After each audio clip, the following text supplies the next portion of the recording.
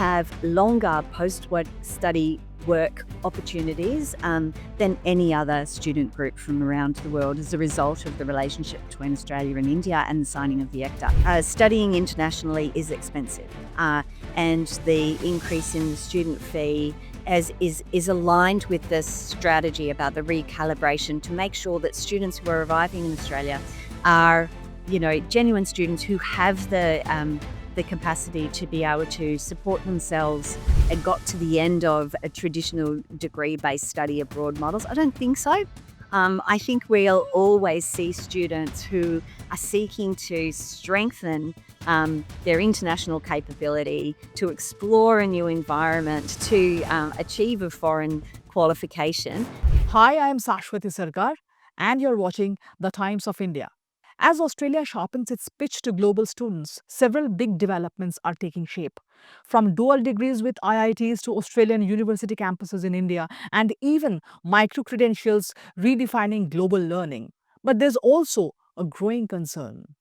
In fact, many visa rejections have surged, post-study work rights are shrinking, and costs are rising. To unpack what all this means for Indian students and the future of Australia-India education ties, I am joined today by Dr. Monica Kennedy, Minister Commercial and Head of Australian Trade and Commission, South Asia, and a key voice in Australia's global education strategy. Welcome to the show, Dr. Kennedy. Hi, thank you for having me. Dr. Kennedy, let's start with a bigger picture. How do you see the current state of education ties between Australia and India? Are we finally moving beyond the student mobility into real partnerships? I think we really are. I talk a lot here in India about the alignment of stars at the moment with the Australia and India relationship so strong, and the complementarity of our nations really working together for education. I think most people have seen that Australia and India have a really strong relationship, and it's never been stronger. We are two nations who are bound by our shared values. We do have mutual respect for each other, a common vision for the future. We have much that's aligned in our ambitions for the future, and we have a complementarity in our, in our demographics, in our capabilities that's working really well for the Australia-India relationship. For education in particular, I think we really are at a very sweet spot, a beautiful moment in time where we've seen that at the same time that India is really enabling and pushing forward with the national education policy, Australia has launched a new roadmap for Australia's economic engagement. And this engagement is one that has education absolutely fundamentally at its core. So while India is, looking to expand, include, and lift the quality of the education system here further from its already significant contributions globally as an education provider, Australia stands ready in a number of ways and is facilitated by frameworks and bilateral agreements that are really enabling us to work really closely together. So Australia and India signed an economic cooperation and trade agreement a couple of years ago that has had a really significant impact on our trade arrangements, but it's also had a really interesting impact on the ways that we understand each other as providers of good quality education and of education systems. So we have a mutual recognition of qualifications agreement that really fundamentally says we each are very respectful of education, very focused on education quality, and we want to work together to enable that. And we've recognised each other's education systems to make that easier for us to do. I think when people think about Australia for international education, I think many people still think about international student enrolment in Australia. And we are very lucky in Australia to receive internationally mobile students who have had a great experience studying in India, are looking globally for the next step in their education experience and qualification. And Australia has been very attractive to that group of students, and particularly from India, which is a strong and growing, has a strong and growing presence in Australia. So I think what's happened in recent times is just the visibility of Australia in India's mind is happening along a number of dimensions, and education is absolutely fundamental to that. One thing I would say, though, is that the growing diaspora in Australia. So in Australia, we have around 1 million people who have Indian heritage. It doesn't sound like a lot in India. I know in this land of big numbers, but 1 million in Australia is a big number. We have something around 27 million people in Australia, and so this diaspora group's very strong. It's a vibrant group of well-connected, engaged community players, very present in business, very present in academia, and this diaspora is building cultural bridges which are further enabling Australia and India to engage, particularly in education. If I would say one final thing about how we are moving beyond kind of a sense that, Australia-India education relationship was about flow of students from India to Australia. The final point, I think, is one that we've seen some incredible response to from Australia, and some great receptivity in India for transnational education. So we're beginning to see Australian universities engaging with the national education policies, allowances for transnational education here for foreign branch campuses. In particular, but not exclusively, because we're seeing also the Australian universities are engaging in programs that allow the sharing of awards, joint award programs, articulation programs, so that students are seeing an opportunity to study both in Australia and in India, and to get the best of what both nations have in the provision of education, particularly in higher education. That's great to hear, Dr. Kennedy. That's really, really, uh, you know, that raises our hopes of better collaboration with Australia in higher education. So moving on to the next question, while we are already talking about collaboration, so we are seeing several Australian universities are setting up campuses in India, like the Deakin and University of Wollongong, and we're seeing a deeper academic collaboration as well. What's driving this shift, and what does it mean for Indian students aspiring to study in Australia? Yeah, it's an extension of what I was talking about in the first question. I think an extension of the great close collaboration that Australia and India has, and that our institutions are experiencing as well. So, Deakin and University of Wollongong up in Gift City have had a lot of visibility as the first ever foreign campuses to establish in India, and that has been absolutely great for Australia-India relationship. We've been able to see that India is very receptive to Australian education system and Australian education providers, and that Australia stands ready to come and engage really assertively and to make an investment in India in this way. But there's many more Australian universities. In fact, those people who are in Delhi will have seen that University of Melbourne has established a centre there that's a really vibrant centre right in the heart of Delhi in Connaught Place.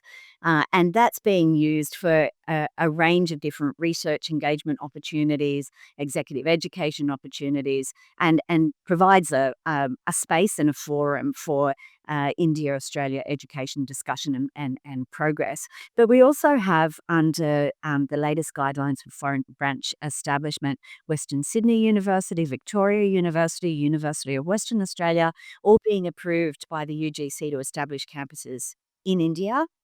And what's driving that is not just the relationship between India and Australia, but demand from India. India has been very explicit that they're welcoming foreign branch campuses in order to expand the opportunity and to expand choice for Indian students and for students around the world. Increasingly, I think we'll see that India becomes a hub for international students and will attract international students. And having a range of foreign branch campuses gives an environment in which that comes to life. But students themselves, I think, are looking for a broader range of alternatives. They want to have a global curriculum. They want to be able to experience international education to achieve an international qualification and hang a testament on their wall that is from a foreign institution. They want to be able to do that increasingly without having to leave home. that they can have all of that experience. They can get the value that an international qualification brings to them working both in India and internationally. For example, multinational companies in India are valuing foreign curriculum, particularly in soft skills development, for example, and international style education as a way of preparing their workforce for an international career here in India.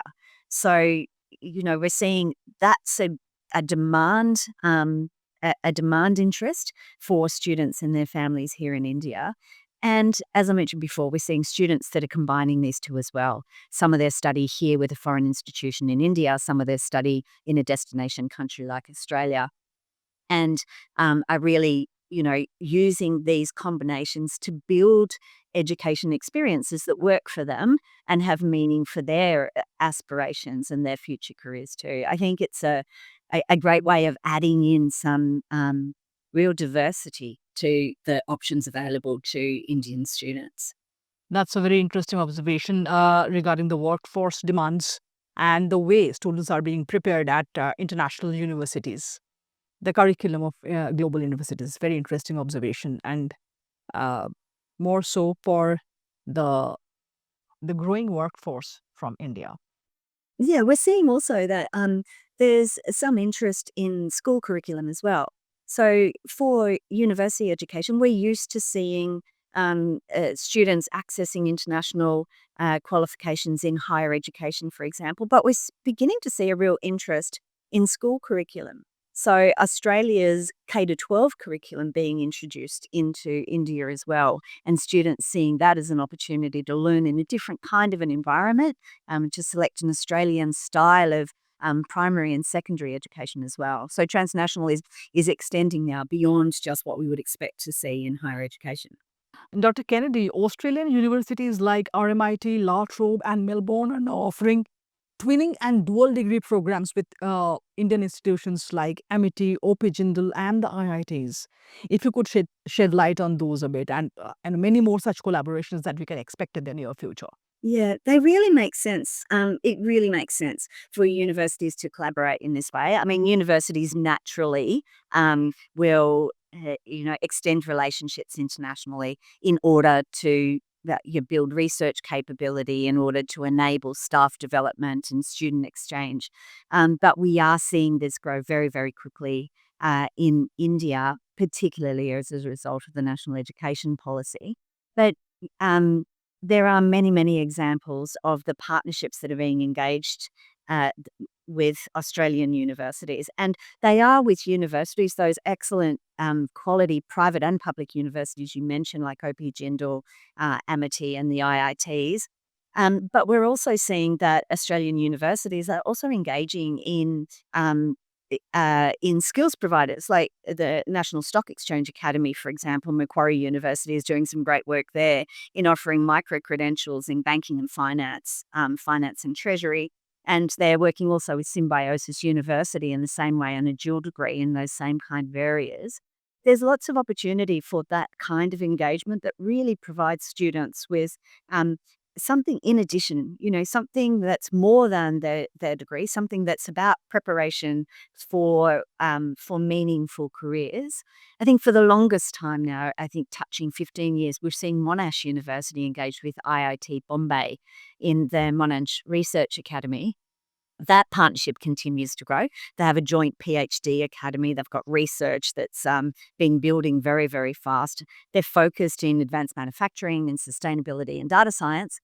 And they're working on real world problems that are relevant both to Australia and to India. So the list of partnerships goes on, but you can see that there's a real range, everything from universities engaging directly with other universities at both undergraduate and graduate level, right through to connecting with industry players, engaging in joint research, providing student mobility opportunities. In all of these ways, we're seeing partnerships grow in depth. And I think one of the great things about that is that where Australia and India are engaged, you can see really long-term, enduring relationships that build over time. And I think that that's the kind of thing that all universities are seeking in order to continue to lift their quality and grow. Right. This long-term relationship is really of immense significance for our India and Australia education ties. That's true. True. Mm. But in the middle of these things, Dr. Kennedy, there are several reports which have indicated that visas granted to Indian students fell by 48% between December 22 and December 23. What's the reason behind this sharp crackdown? I mean, also there are hiked student visa fees. So we'll come to that in the next question, the hiked student visa fees part. Yeah, but and yeah, both of these questions relate to some significant work that the Australian government's been doing, really, to recalibrate the student and the temporary graduate visa settings to support both the education sector in Australia and Australia's migration needs, and really to create a clearer pathway for students to put in place something that we know is sustainable and that students over a long period of time can begin to rely upon. We had we had the most incredible growth from around the world as Australia came out of COVID lockdown. We had a very long and a very hard lockdown, and many of the students who were destined for Australia remained loyal throughout that period. And at the end of COVID, when the gates opened, if you like, our borders opened in Australia, we saw some incredible growth and very, very fast growth from 2022. And then what we're seeing now through these new visa settings is a correction that's now returning us to the kind of the kind of numbers and the kind of growth that we saw in pre-COVID. The changes are really about supporting a genuine student to be sure that they have the best chance of succeeding. And that means making sure that they have that they have, of course, the English language capability, that they have the financial capacity to be able to live and work and study with focus. Um, and and we're seeing that this has had an impact on those students applying. So we've actually seen an increase in the grant rate for student visa applications outside of Australia. So 92% of higher education applicants who apply from outside of Australia are receiving a visa.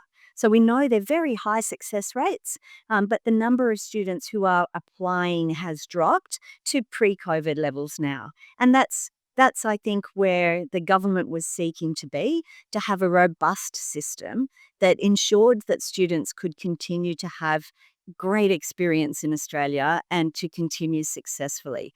So it's been a period of transition over the last year or 18 months. Now we're seeing some transparent and equitable approaches to supporting genuine students into Australia that really seem to be having a great outcome for those students who are, overwhelmingly successful in their application process for Australia now. Right, right, right.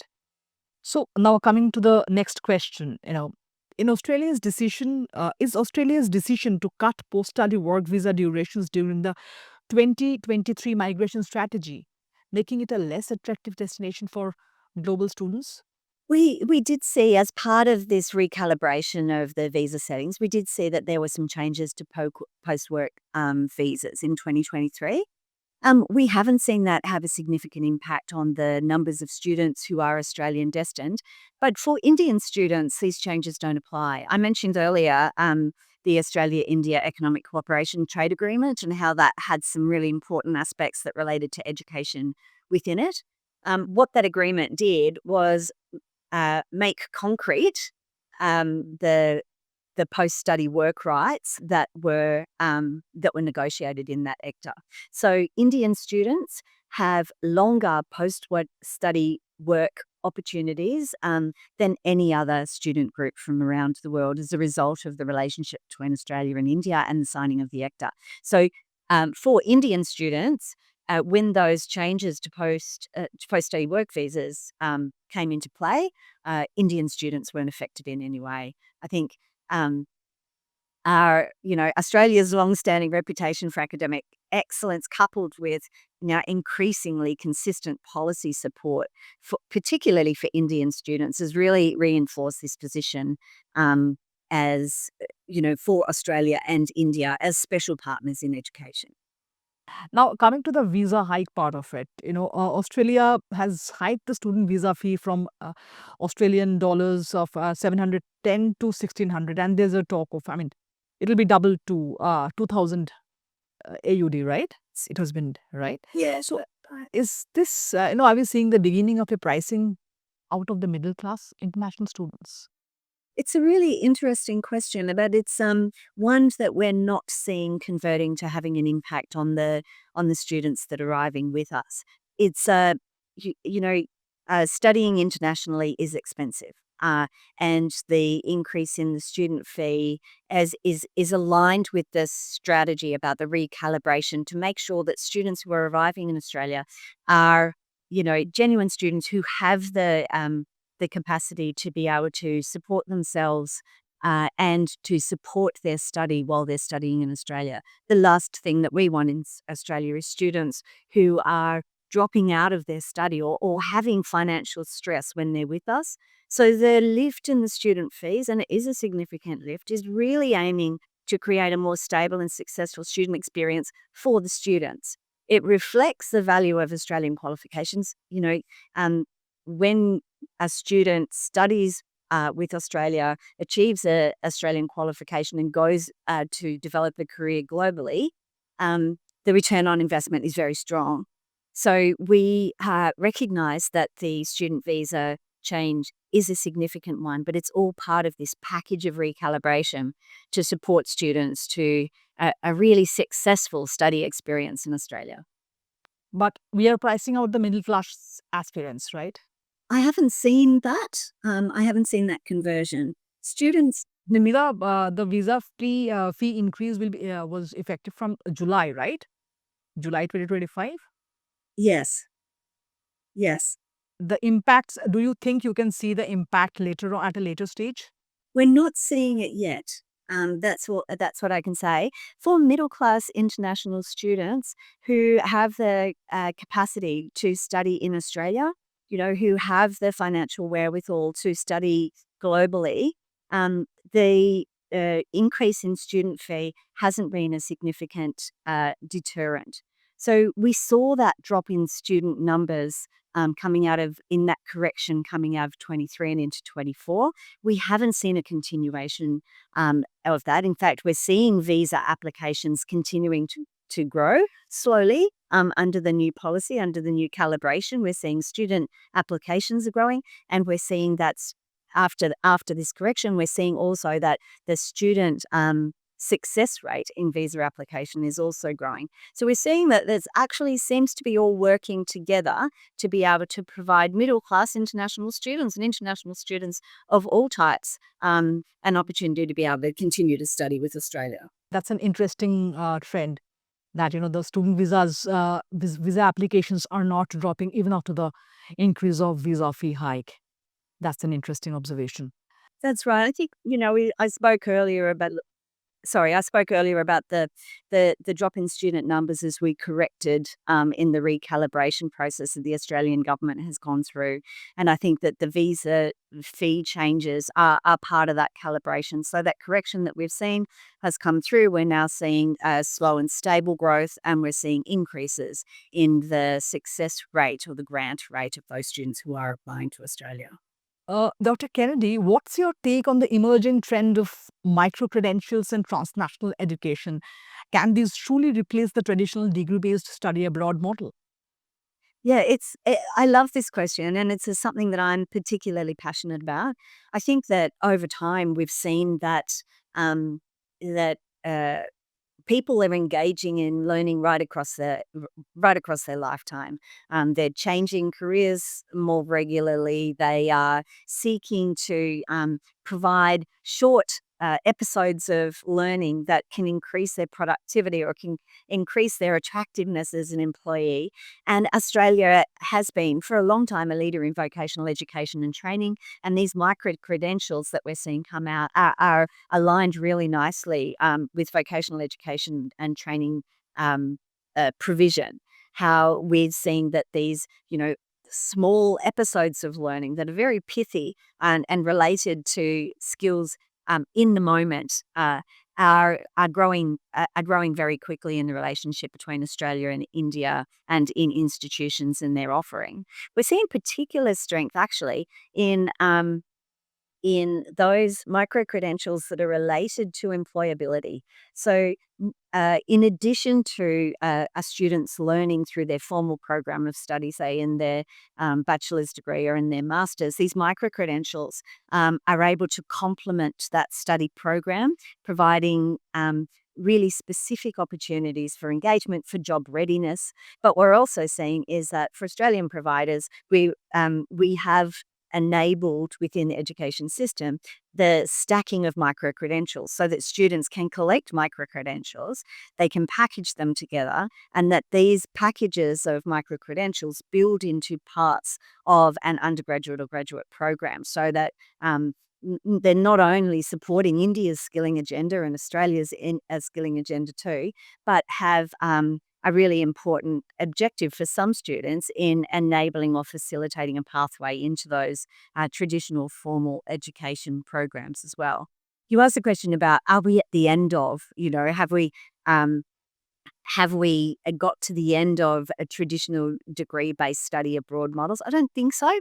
I think we'll always see students who are seeking to strengthen their international capability, to explore a new environment, to achieve a foreign qualification, and to do that on foreign land.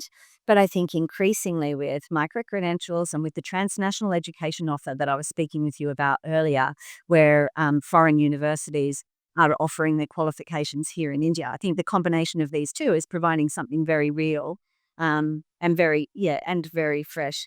I think I think we'll see both. I think universities have for the longest time um, been recognised as providing not just research-led education to to provide students with the very cutting edge in their choice of discipline, but also they've been able to provide credentials that have certainty, credentials that students can take anywhere in the world and establish their careers on them.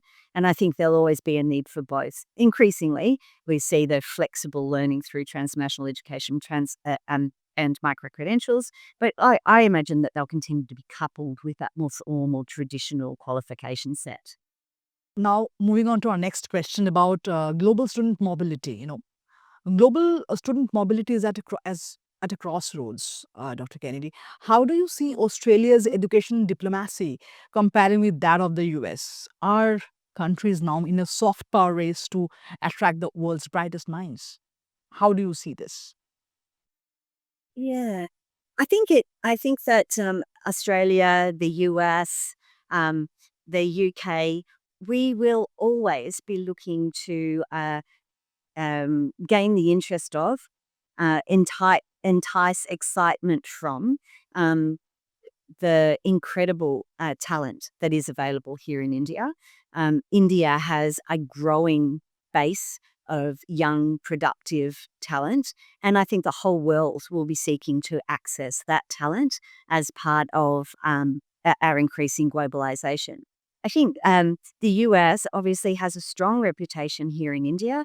It has been providing education opportunities for students over a very long period of time, and it has a legacy as a destination.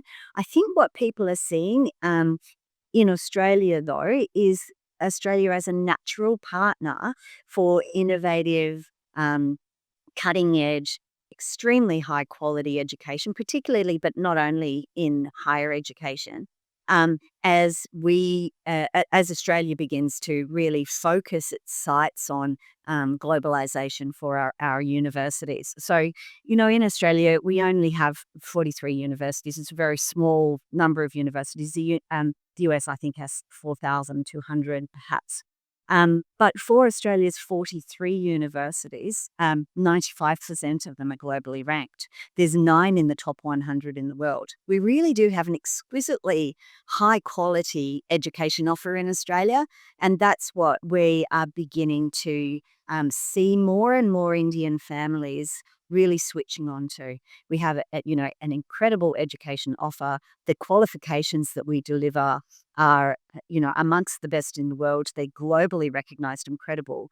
And in addition to that, we offer students coming to our shores a warm and welcoming place, an incredible lifestyle in some of the most livable cities in the world, some of the cleanest air in the world, some of the greatest work experiences, in addition to this fabulous education offer. And so I think, while nations around the world will compete for Indian talent, um, Australia does see that we have something very special to offer, and we'll continue to engage meaningfully in the relationship with India in education, not just to bring those incredible minds to Australia, but also to make sure that as India grows and it reaches its ambitions, Australia is alongside looking for opportunities to engage, support, and to benefit from the growth with India.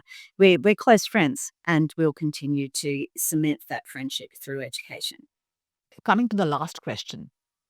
In a very, very competitive study abroad landscape now, what is Australia's strongest pitch to international students today, from the quality of life and employability to research opportunities?